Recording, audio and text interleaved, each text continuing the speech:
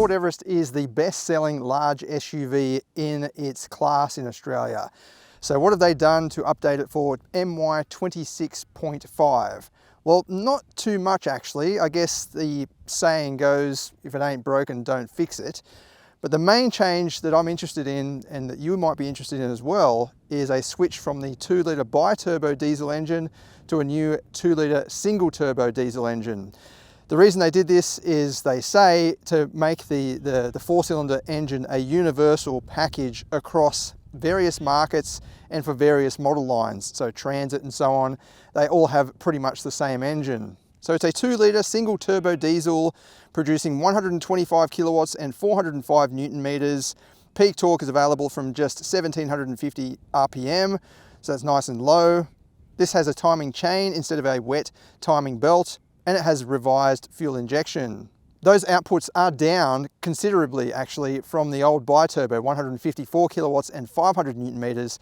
This is going to be a little bit slower and perhaps not as suitable for towing and so on. They've tried to make this feel as responsive and as, energetic as the bi-turbo.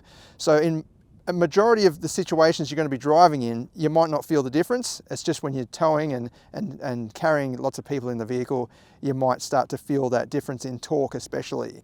But on the outside, it looks pretty much the same as before. They've got a new active entry variant, and some variants have some black or dark trimmings, swapping out the old sort of shiny chrome setup.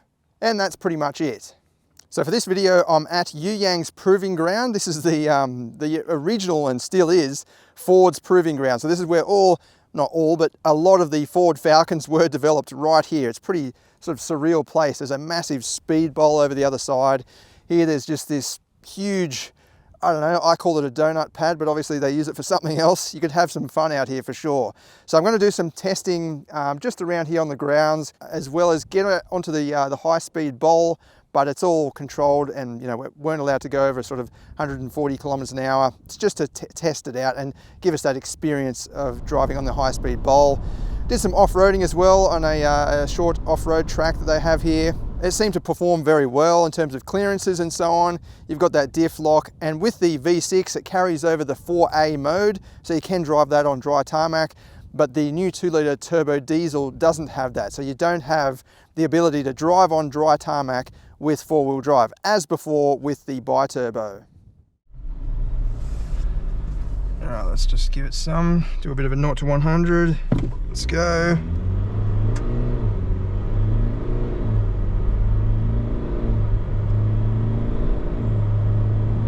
Obviously around a bit of a bend, but there's 100. So it definitely does feel slower than the V6.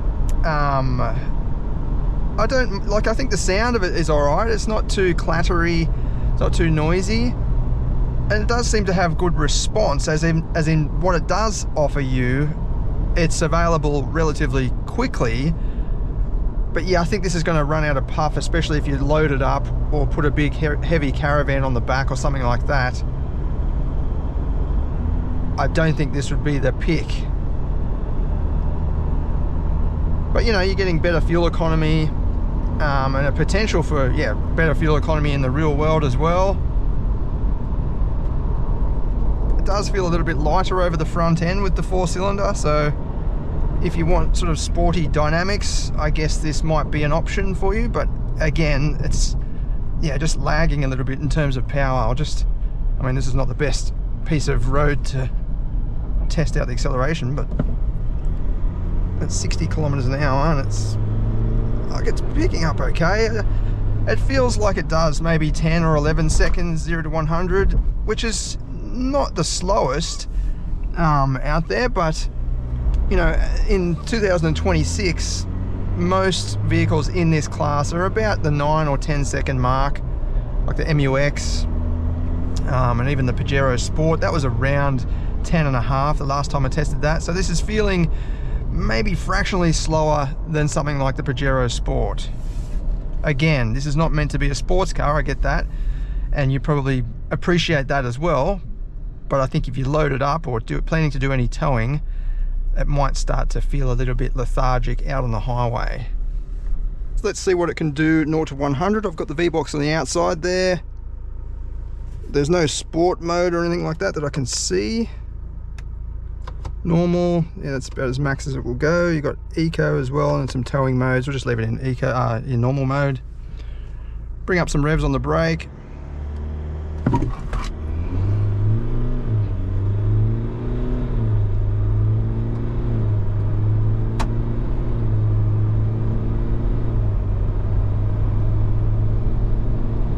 And that is 100.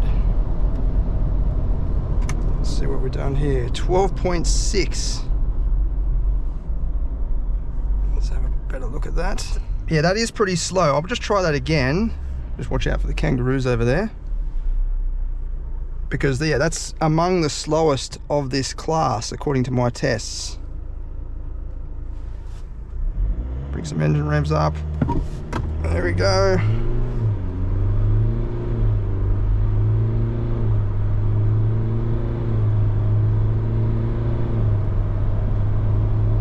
And that is 100. So getting off the line, it doesn't actually feel, you know, that lethargic or that slow. It's just the top end, it really just sort of sits in the middle of the rev range and doesn't really give you that shove. Again, not expecting it to. That one's a bit quicker that time, so 12.01. Even so, that is kind of among the slowest of this class that I've tested, certainly for a, you know, 2026 model. We'll go for a bit of a drive. There's a some gravel we can go on down here.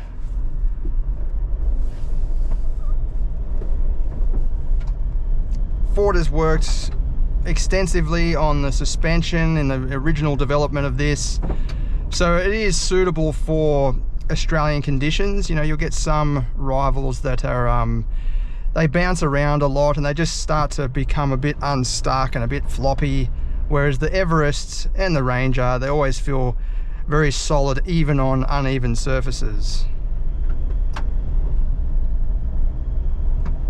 So right now it's just a typical gravel road and it feels planted on the ground, like it feels solid. It is a bit of a shame that you miss out on that 4A mode though. I think if Ford could add that even to the 4-cylinder, it would really give it an edge above its nearest rivals like the MUX. Got some bumps along here. That feels good. It's not, you know, keep continuing to bounce. It's just staying firmly on the ground, but at the same time absorbing the bumps, so it's reasonably comfortable for this type of vehicle. In terms of fuel economy, we did a bit of a contest getting down here from the airport. We all reset the trip computer in the 2-litre models, and just to see who could, you know, get the best economy, or just see what sort of potential there was.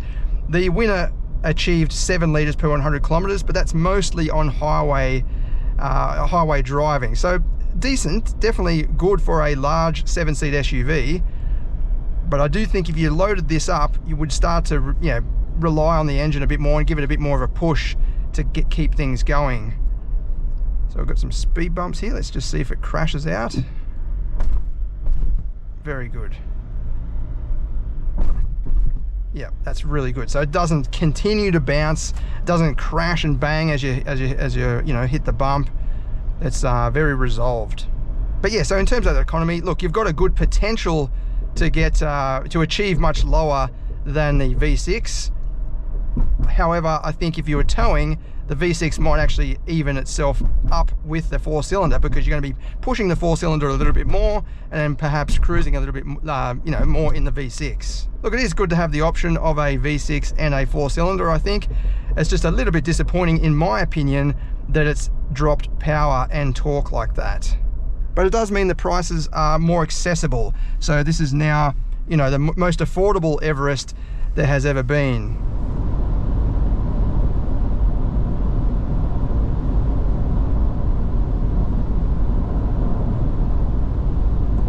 Look at that straight. I think they were saying for the top lane, if you're 165, then it should work out that you don't need to turn, and it'll just do it for you. That's cool.